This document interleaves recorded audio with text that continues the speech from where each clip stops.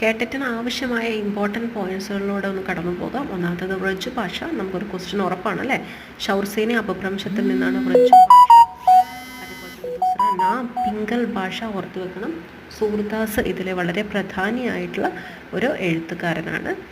അതേപോലെ തന്നെ ഇതുമായിട്ട് കണക്ട് ചെയ്ത് പഠിക്കുമ്പോൾ ഓർക്കണം, രീതികാലത്തിൻ്റെ ഭാഷ വ്രജ് ഭാഷയാണെന്ന് ഓർത്ത് വെക്കുക. അടുത്തത് അവധി ഭാഷയാണ്. കൗശാംബി ജൻപദ്കെ ഭോലിയാണ് അവധി ഭാഷ. അതേപോലെ തന്നെ സൂഫി പ്രേമാഖ്യാന പരമ്പരകൾ നമ്മൾ ഓർത്തു വെക്കേണ്ടതാണ്. ഇതിനകത്തെ ആദ്യത്തെ രചന മുല്ല ദാവൂദിൻ്റെ ചന്ദായനാണ്. ഒരുപാട് കണ്ട് പരിചയമുള്ളൊരു ക്വസ്റ്റ്യനാണിത്. സൂഫിമാർ അവധിയെ വിളിച്ചത് ടേട്ട് അവധി, സാഹിത്യ അവധി എന്നാണ്. അതേപോലെ സന്ദേശരാസക് എന്ന ഗ്രന്ഥത്തിൽ നിന്നാണ് അവധി ഭാഷയുടെ പ്രാചീന രൂപം ലഭിച്ചിരിക്കുന്നത്. ഇതിനകത്ത് നമ്മൾ പറയുമ്പോൾ ഉസ്മാൻ്റെ ചിത്രാവലിയും ദ്വാരിക പ്രസാദിൻ്റെ കൃഷ്ണായനും ഓർത്തു വെക്കേണ്ടതായിട്ടുണ്ട്. ദ്വാരിക പ്രസാദിൻ്റെ കൃഷ്ണായൻ എന്തായാലും നമ്മുടെ ഈ പറയുന്ന കാവ്യശാഖയിലെ തീസറാ ചരണിൽ വരുന്ന ഒരു ഭാഗമാണ്.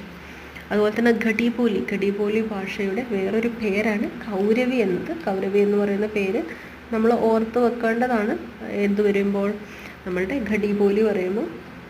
അതേപോലെ തന്നെ ഇതും ഷൗർസേനി അപഭ്രംശത്തിൻ്റെ ഉത്തരീ രൂപത്തിൽ നിന്നാണ് ഘടിബോല ഭാഷയുടെ ഉദ്ഭവം. ഉപബോലികൾ ഏതൊക്കെയാണ്? പശ്ചിമി കൗരവി, പഹാഡാലി, ബീജനൗരി എന്നതാണ്. ഘടിബോലി ഭാഷയിൽ പ്രഥം പ്രയോഗം ചെയ്തത് രാംചന്ദ്ര ശുക്ലയാണ്. കിശോരിദാസ് വാജ്പേയിനെ സംബന്ധിച്ച് നോക്കുമ്പോൾ നമ്മൾ ഈ ഘടിബോലി ഭാഷയിൽ നമ്മൾ അനുസാര, വിസർഗ് ഭാഷ പഠിക്കുന്ന സമയത്ത് എല്ലാം നോക്കണം. ഇത് നമ്മുടെ ഘോഷവ്യഞ്ജനങ്ങൾ, അല്പപ്രാൺ, മഹാപ്രാൺ ഒക്കെ നോക്കുക. അതിൽ ഓർത്ത് വെക്കേണ്ടത് ഒരു ക്വസ്റ്റ്യനാണ് അനുസാര വിസർഗ്. അനുസാറിന് വിസർഗിനെ നമ്മൾ അയോഗവാഹ എന്നാണ് പറഞ്ഞിരുന്നത്. അതേപോലെ തന്നെ നിങ്ങൾ വിട്ടുപോകുന്ന ഒന്നാണ് യാ ഔർ വ. ഇതിനെ നമ്മൾ അർദ്ധസ്വർ ബി കഹജാത്ത ഹെ, അർദ്ധസ്വർ എന്ന് പറഞ്ഞിരിക്കുന്നു. വളരെ ഏറ്റവും പ്രാചീന ലിപി ഏതാണെന്ന് നമ്മൾ എന്ത് നോക്കുമ്പോൾ ഘടിബോലി ഭാഷ നോക്കുമ്പോൾ ഓർത്ത് വെക്കണം, ബ്രാഹ്മി ലിപിയാണ്.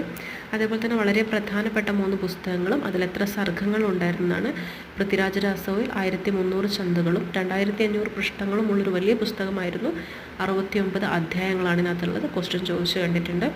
രാമചന്ദ്രികയിൽ 39 സർഗങ്ങളാണ്. ഒറ്റ രാത്രി കൊണ്ട് കേശവദേവ് എഴുതിയ രചനയാണ്. 1717 ചന്താണുള്ളത്.